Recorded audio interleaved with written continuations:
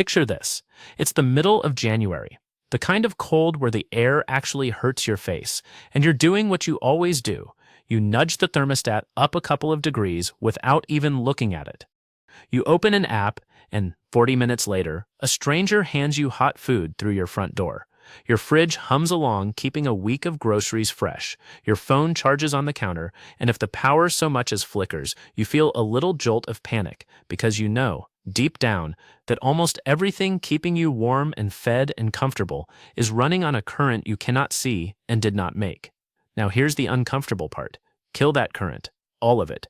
No furnace, no fridge, no delivery, no lights that turn on with a switch, no grid humming in the walls. Most of us, if we're honest, would be genuinely frightened after about 3 days. And yet, right now, tonight, in Ohio and Pennsylvania and Indiana, there are hundreds of thousands of people living through that exact winter on purpose, and not just surviving it, but thriving in it, with full bellies and warm houses and a freezer's worth of food that never once touched a freezer. So the real question, is this: how do the Amish actually make it through winter without electricity? And I promise you the answer is not what you think. It's not suffering, and it's not some quaint magic trick. It's a system. An entire, deliberate, breathtakingly well-engineered system, and by the end of this you're going to look at your own thermostat a little differently. Let's start with the thing everyone gets wrong. When we say the Amish live without electricity, we picture people shivering in the dark, gritting their teeth against the cold like it's a punishment. That's not it at all. The Amish are not anti-technology. Read that again, because it's the key that unlocks everything else. What they're actually against is dependence on the outside world, on the public power grid specifically, because a wire running from your house to a distant company is a wire running from your community out into a culture they've chosen to keep at arm's length. It's not the light bulb they fear. It's what the light bulb plugs into. And once you understand that, you realize they haven't rejected comfort. They've just built an entirely different road to it. So let's walk that road, starting with the most obvious enemy of a Pennsylvania winter: heat. Now, put yourself in an Amish farmhouse in December. There's no forced air furnace kicking on every 20 minutes. Instead, the beating heart of the entire home is a stove. Usually a big cast iron or steel wood-burning stove, sometimes coal, sitting right in the center of the house like a small captured sun. And here's where it gets clever, because that stove is not just a heater. It's a stove in the fullest sense. It cooks the food, it heats the water, it dries the mittens. It's the place the whole family drifts toward on the coldest nights, so the house isn't heated evenly to a bland 72 degrees in every empty room the way yours is. It's heated where the people are. Rooms nobody's using get closed off and left cold, doors shut, heat conserved, and the family compresses inward toward warmth. Think about that for a second. We heat empty hallways. They heat each other. But a stove is only as good as what you feed it, and this is the part most people completely underestimate. That fire represents months of labor you never see. Long before the first frost, in the sweat of late summer and fall, the wood gets cut, split, hauled, and stacked, cord after cord after cord, enough to burn through 5 or 6 months of freezing nights. A single household can go through cords of firewood in a hard winter, and every stick of it was handled by human hands and horsepower, planned for, prepared, put away. So when that stove is roaring in January while the wind screams outside, it's not really the fire keeping them warm. It's a decision they made in July. Hold on to that idea, because we're going to come back to it, and it turns out to be the whole point of this story. Okay, so we've got heat, but heat is only half the battle, because a warm house full of nothing is still a house where you starve. Which brings us to the problem that has terrified every human being who ever faced a winter, going all the way back to the beginning: food. In your world, winter changed nothing. You want strawberries in February, you get strawberries in February, flown in from a hemisphere where it's summer. Winter, for you, is a weather condition. For most of human history, winter was a countdown, and the Amish, without a humming refrigerator or a grid-powered freezer, have to solve a puzzle your great-great-grandparents would have recognized instantly. How do you eat in the dead months when nothing grows? The answer is a pantry that would stop you in your tracks. Walk into an Amish cellar in autumn, and you'll see shelves lined, floor to ceiling, with hundreds of glass jars. Green beans, tomatoes, corn, beets, peaches, pickles, jams, even meat, all preserved through canning, which is really just a beautiful bit of applied science.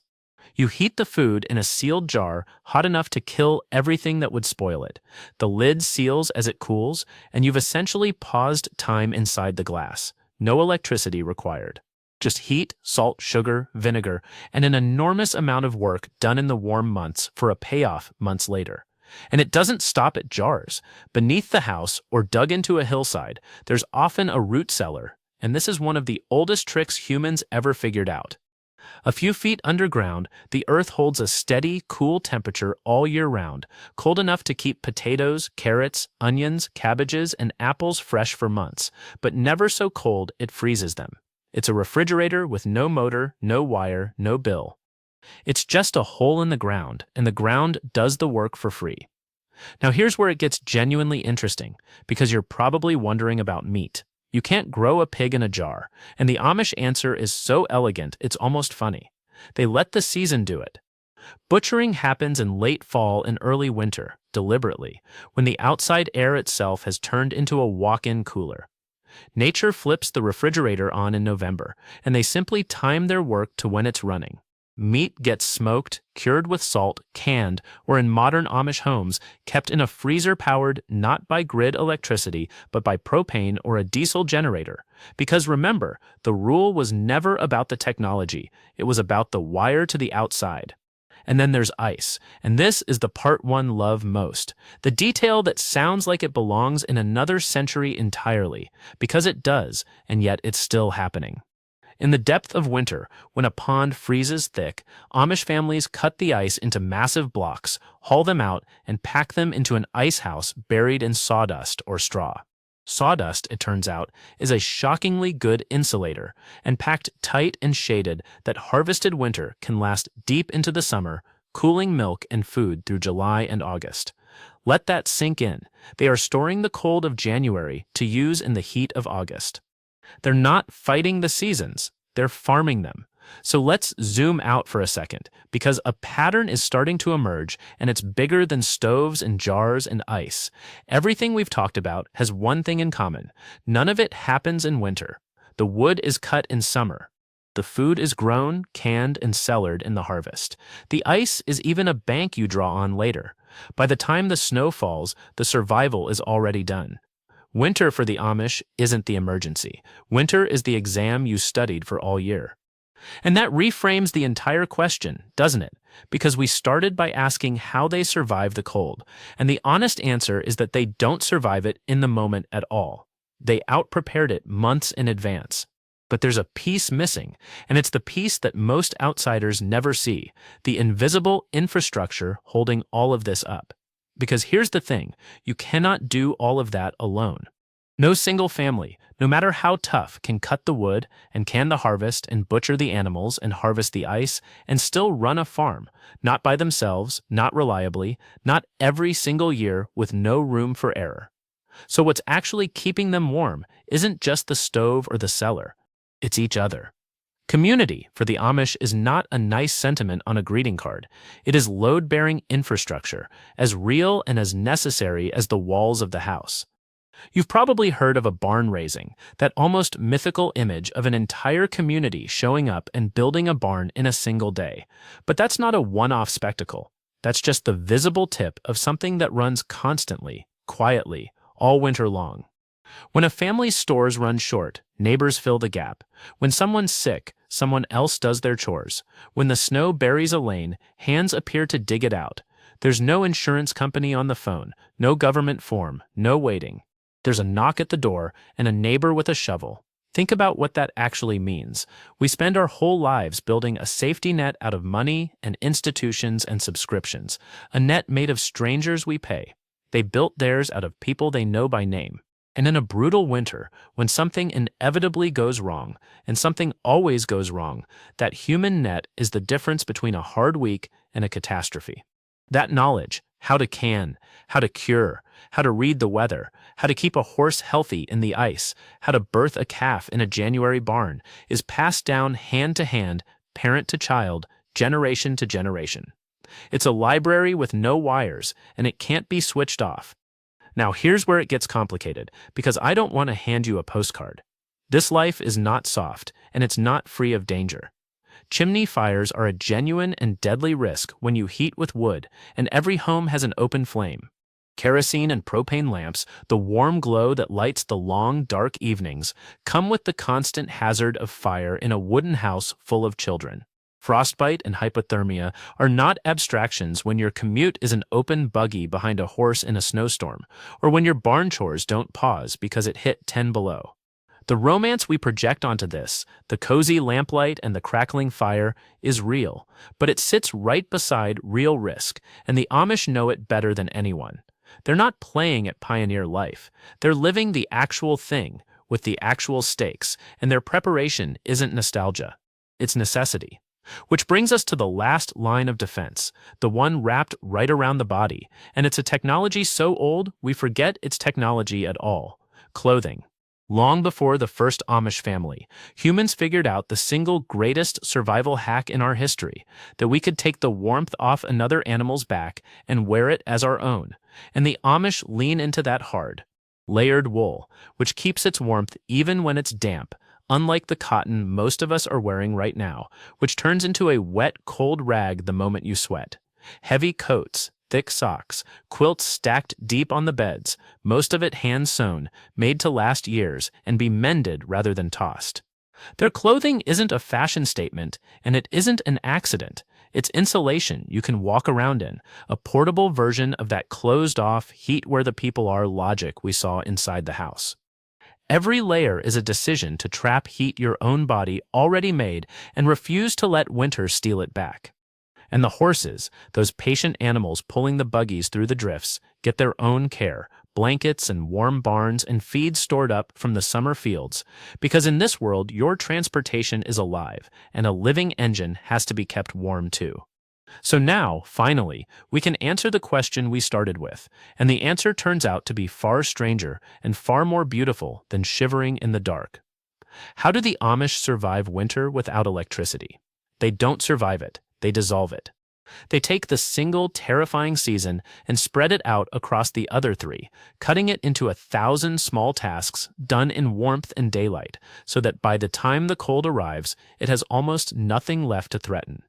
The wood is stacked, the jars are full, the cellar is heavy with roots, the ice is banked, the wool is spun, the neighbors are near, and the fire, when it finally roars in the dark of January, is really just the sound of a promise being kept, a promise they made to themselves back when the fields were green. Here's the thing that got me, though, the part one can't stop thinking about. We tend to look at the Amish and feel a little superior, or a little pitying, imagining they're stuck in the past, missing out, doing things the hard way. But flip it around for a second. When the grid goes down in your town after a storm, and it does, and the furnace dies and the fridge goes dark and the phone battery drains, how long do you last? A day? 2? The uncomfortable truth is that our survival is real, it's just outsourced. It runs on wires we don't control, made by people we'll never meet, dependent on a system that works flawlessly right up until the moment it doesn't. The Amish looked at that arrangement, that beautiful, fragile, invisible machine we all trust with our lives, and they said, "No thank you, we'll keep ours where we can see it."